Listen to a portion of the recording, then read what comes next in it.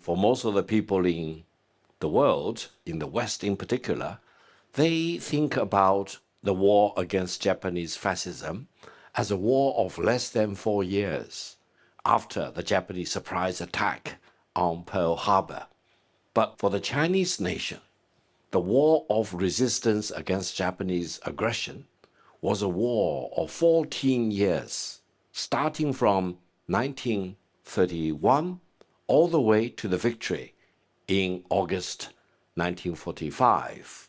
For 10 years, China stood by itself, fighting more or less alone against the onslaught of the Japanese aggressors. In 1931, the Japanese aggressors occupied China's northeast, and then they gradually expanded their aggression into many parts of China.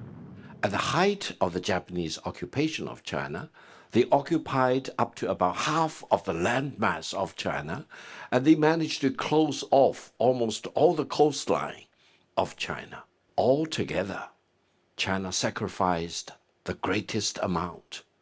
More than 30 million of my countrymen lost their lives, either killed in battle or they became civilian casualties of the war.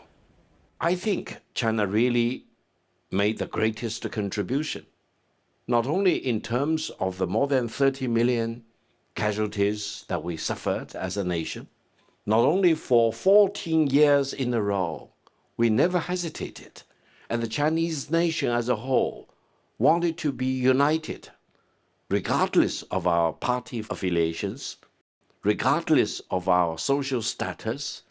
All of us as a nation should be united together in this fight against Japanese aggressors. After the surprise attack on Pearl Harbor, the American joining this war of fighting against Japanese aggressors, China and the United States became allies. We really stood shoulder to shoulder.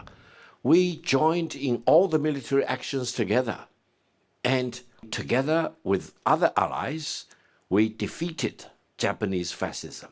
When we look back upon the Second World War, when we look around the world of today, one thing is for sure: war is not an option and should never be an option for China and the United States. And I hope all of us will believe in the inevitability of peace. Peace is the most important thing for China and for the United States, and peace is the only thing that really matters for mankind.